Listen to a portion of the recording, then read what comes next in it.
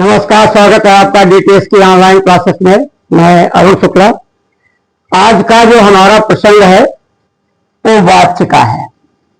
वाच्य बड़ा महत्वपूर्ण भाग है टेट सीटेट में आने के लिए। यूपी पुलिस, लेखपाल या जो भी प्रतियोगी परीक्षाएं हैं, यहाँ तक कि जो हाई स्कूल इंटरव्यू बच्चे पढ़ते हैं उनके लिए भी उपयोगी है। वाच्य क्या होता है, वाच्य को पहचाने कैसे और कितने प्रकार हैं। तो वाच्य एक प्रकार से क्रिया के स्वरूप में परिवर्तन है। क्रिया के लिंग, वचन में परिवर्तन, यानी क्रिया के लिंग वचन में परिवर्तन किस आधार पर होगा। वाच्य के जो भेद होते हैं, जो प्रकार हिंदी में होते हैं, वो 3 प्रकार होते हैं। इसमें से एक है कर्तृवाच्य, फिर कर्मवाच्य और फिर होता है भाववाच्य। अब ध्यान रखना है कि वाक्य में प्रधानता किसकी है। ध्यान रखिएगा, जो वाक्य बनता है मुख्य रूप से उसमें 3 की भूमिका होती है: कर्ता, कर्म और क्रिया। यानी जो वाक्य बनाया जाता है, हालांकि उसमें सभी कारक आ जाते हैं, लेकिन मुख्य रूप से देखा जाए तो 3 की विशेष भूमिका होती है। कर्ता जो है ये वाक्य का मुखिया होता है, चाहे हिंदी हो या इंग्लिश हो, वाक्य का मुखिया कर्ता है। और कर्ता के रहते हुए वाक्य में और किसी की प्रधानता नहीं हो सकती। इसलिए कर्ता के साथ भी यदि आपको कर्मवाच्य बनाना है तो कर्ता के लिंग, कर्ता के जो कारक है, प्रसर्ग है, उसमें अंतर करना पड़ता है। कर्म जो है वो किसी वाक्य को विस्तार देता है, क्रिया वाक्य को पूर्ण बनाती है। इसके मुख्य काम मैं आपको बता रहा हूं। पूर्ण, हम लोग अपने दैनिक जीवन में जितने भी वाक्यों का प्रयोग करते हैं उनमें से 90% ऐसे वाक्य होते हैं, कभी ध्यान दीजिएगा, जिनमें क्रिया जरूर होगी। 10% ही इस प्रकार के वाक्य होंगे जिसमें क्रिया का प्रयोग ना होता हो। तो अगर कर्ता की प्रधानता है तो वाक्य में तो क्रिया कर्ता के अनुसार होगी, और कर्म की प्रधानता है तो कर्म के अनुसार होगी। तो इन सभी चीजों को ध्यान में रखना है और इनको पहचानना है। बड़ी ही सरल और सहज पहचान हम आपकी इसको बता देते हैं, ताकि परीक्षा में आप इसको बड़ी आसानी से पहचान सकें। अब देखिए, सबसे पहले आता है कौन सा? कर्तृवाच्य। कर्तृवाच्य क्या है? कर्तृवाच्य में वाक्य में कर्ता की प्रधानता होगी, कर्ता प्रमुख होगा, और क्रिया के लिंग में, क्रिया के वचन में कर्ता के अनुसार ही परिवर्तन होगा। जैसे बच्चा खेलता है, बच्ची खेलती है, बच्चे खेलते हैं। तो बच्चा खेलता है, बच्चा करता है, एक वचन में पुल्लिंग है, क्रिया खेलता है। बच्ची तो खेलती है, क्योंकि स्त्रीलिंग है, एक वचन है। बच्चे बहुवचन है तो खेलते हैं। तो क्रिया कर्ता के लिंग वचन के अनुसार बदलेगी। क्या इसमें शर्तें हैं या क्या इसकी विशेषता, को ध्यान रखिएगा। सबसे पहली विशेषता ये होनी चाहिए, वाक्य सकर्मक या अकर्मक होगा। सबसे पहली पहचान और महत्वपूर्ण कि इसमें जिस वाक्य का प्रयोग किया जाएगा वो सकर्मक भी हो सकता है और अकर्मक भी हो सकता है, दोनों प्रकार के वाक्य होंगे। दूसरी शर्त क्या है? दूसरी शर्त है वाक्य के साथ में परसर्ग लगा होगा।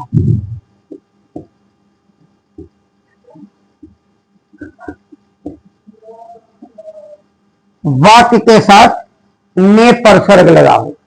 जब आपको कारक पढ़ाए गए थे, कारक वाले वीडियो एक बार फिर से देख लीजिएगा, जब कर्ता कारक आया था तो कहा गया था यदि कर्ता के साथ ने परसर्ग है तो 3 बातें जरूर होंगी।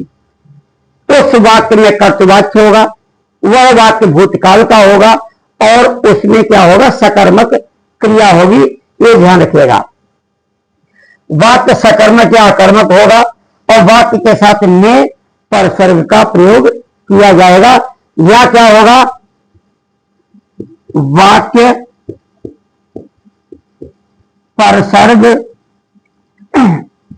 रहित होगा, वाक्य परसर्ग रहित होगा, यानी वाक्य में किसी भी प्रकार के परसर्ग का प्रयोग नहीं किया जाएगा। ठीक है, उदाहरण देखिएगा,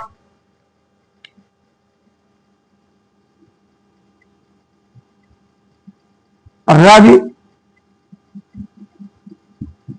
सड़क पर दौड़ता है। किस प्रकार का है, ये कर्तवाच्य है, इसमें रवि की प्रधानता है, इसमें परसर्ग का प्रयोग नहीं है और ये अकर्मक वाक्य है। यहां कर्म नहीं है, सड़क कर्म नहीं है, सड़क अधिकरण है, आगे पर लगा हुआ है। ये अकर्मक वाक्य है। कैसा वाक्य है, अकर्मक। इसके बाद आ जाएगा रवि पुस्तक पढ़ता है। रवि पुस्तक पढ़ता है। अब यहां रवि के आगे किसी प्रकार के परसर्ग का प्रयोग नहीं है, लेकिन यह सकर्मक वाक्य है, पुस्तक कर्म है, इसमें यह वाक्य सकर्मक है, सकर्मक। अब ने परसर्ग लेते हैं, एक ही जैसा वाक्य लिखो, रवि ने अखबार पढ़ा, रवि ने पुस्तक पढ़ी, अखबार पढ़ा तो पुस्तक पढ़ी, रवि ने रोटी खाई, रवि ने पराठा खाया। ठीक है, लिंग वचन के आधार पर बदल रहा है। तो यहां एक ध्यान रखिएगा, यहां ने आया है। अब हमने आपको एक बात बताई थी, फिर से बता रहा हूं, जो कारक का वीडियो है एक बार फिर से देख लीजिएगा। जहां पर कर्ता के साथ ने परसर्ग का प्रयोग हो वहां पर 3 बातें अनिवार्य हैं। सबसे पहले कर्तवाच्य होगा वाक्य में, पहली बात। दूसरा वो वाक्य भूतकाल का होगा। तीसरा वो वाक्य में सकर्मक क्रिया होगी। ये अनिवार्य है, ये जरूरी है। तो ध्यान रखेंगे, अगर पूछा जाए रवि ने अखबार पढ़ा, ये वाक्य सकर्मक है या अकर्मक। जैसे आप देखा, रवि ने सीधे कहे सकर्मक है। रवि ने अखबार पढ़ा, कौन सा वाक्य होगा, जैसे रवि ने आया, आपको आगे नहीं पढ़ना है और सीधे आप कहिएगा एक कर्तवाच्य ही है। रवि ने अखबार पढ़ा, दिया गया वाक्य किस काल का है, भूतकाल का है, वर्तमान काल का है, भविष्य काल का है। तो जैसे आप लेगा रवि ने, आगे मत पढ़िए और सीधे कहिए वो भूतकाल का ही होगा। इसमें किसी भी प्रकार का कोई संदेह नहीं है। कर्त वाच्य के बाद में आता है कर्मवाच्य। देखते हैं उसकी क्या क्या शर्तें हैं।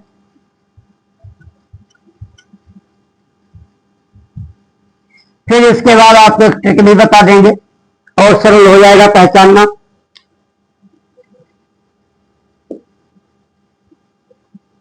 कर्मवाच्य, पहली शर्त, वाक्य में कर्ता न हो।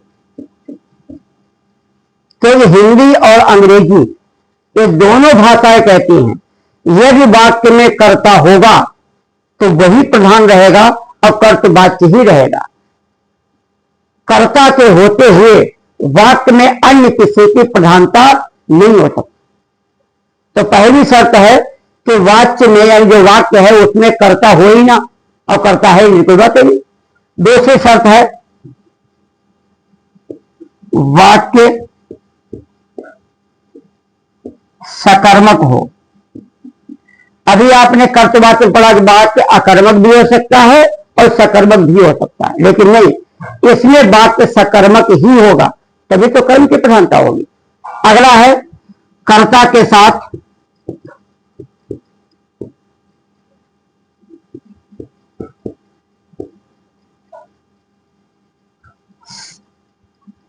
साथ के द्वारा परसर्ग हो। परसर्ग यानी विभक्ति।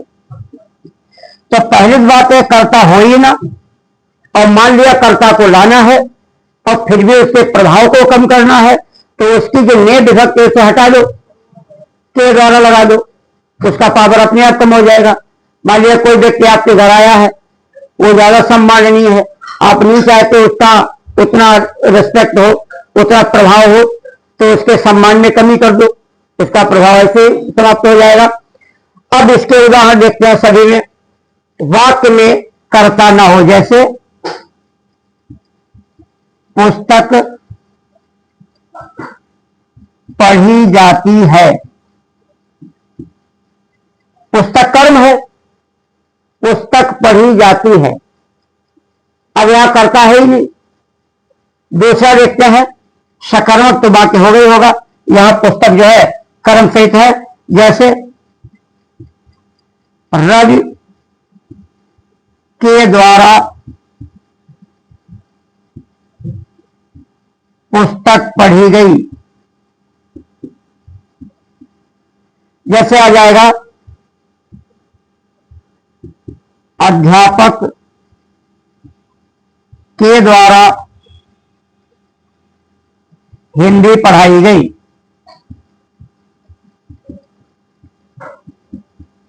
अब देखिए कर्ता कारक की विभक्ति है नी, आपने ने की जगह क्या कर दिया, के द्वारा।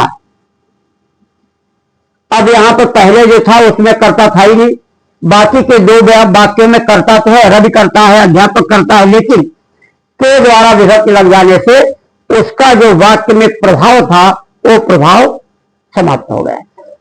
ये सभी उदाहरण कर्मवाच्य के हैं। अब आता है भाववाच्य।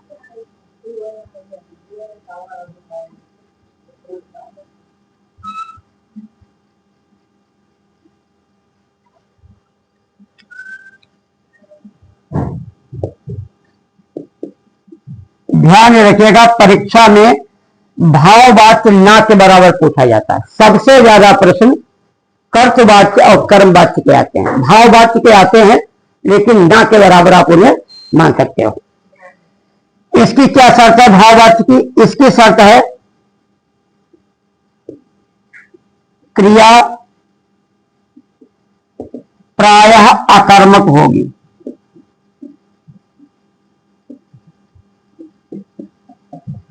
सबसे पहले कहा था क्रिया अकर्मक और सकर्मक दोनों हो सकते हैं, फिर क्या था क्रिया सकर्मक होगी, अब क्या हो गया क्रिया अकर्मक होगी।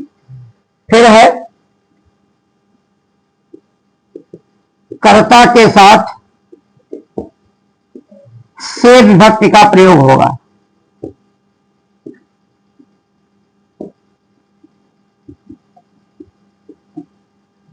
प्रयोग होगा किसका?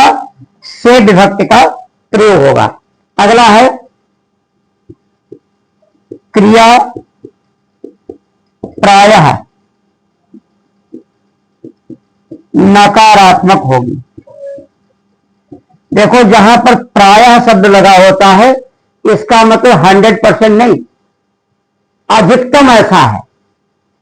सकारात्मक भी हो सकती है लेकिन ज्यादातर ऐसे होगा। जैसे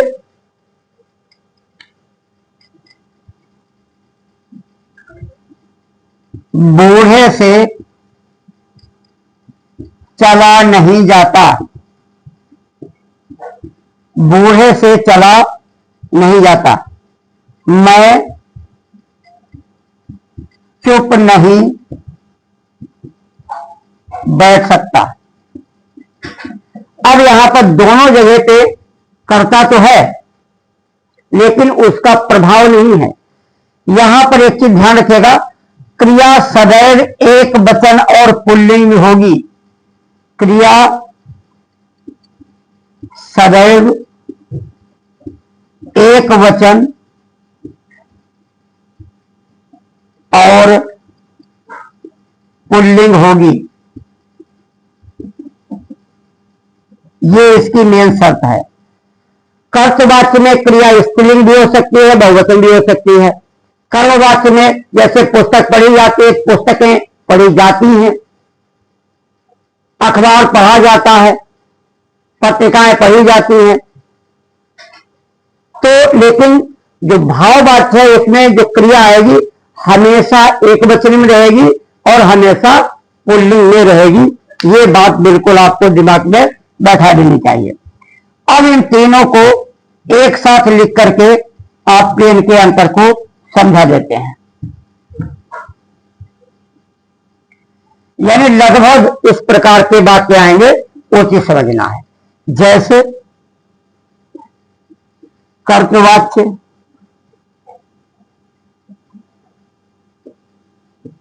कर्मवाच्य,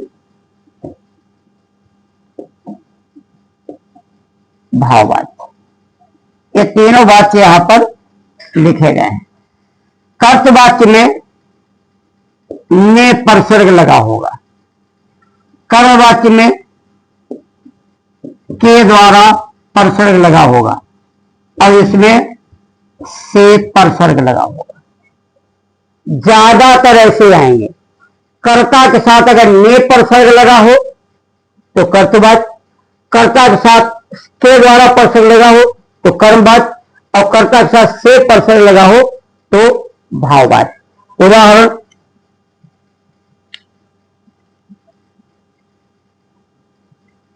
राम ने पत्र पढ़ा। राम के द्वारा पत्र पढ़ा गया। और इसका उदाहरण देख लेते हैं, राम से चला नहीं जाता। अब देखिए सारी चीजें स्पष्ट हो गई। राम ने, राम के द्वारा और राम से, यानी ये क्या है, कर्तवाच्य है, एक कर्मवाच्य है, एक भाववाच्य है। तो ये ट्रिक है, ये भी ध्यान रखिएगा परीक्षा में। इससे भी आपको बहुत सी सहूलियत मिलेगी उसके प्रश्न के उत्तर देने में। ठीक है, तो इस प्रकार से महत्वपूर्ण हिंदी के विभिन्न भागों को समझने के लिए आपको इस चैनल को लाइक सब्सक्राइब करना है और अपने परिचितों को भेजते रहना। आपके जो सुझाव हो वो कमेंट बॉक्स में दीजिएगा, उस पर भी विचार किया जाएगा। तो अगली क्लास जो हमारी होगी वो वाक्य के संबंध में होगी। वाक्य क्या है, वाक्य के कितने प्रकार होते हैं, कौन कौन से भेद होते हैं, क्या उनकी पहचान है। तो आज की क्लास को यही सब बंद करते हैं। आपके उज्जवल भविष्य की ढेर सारी शुभकामनाएं। नमस्कार, जय हिंद।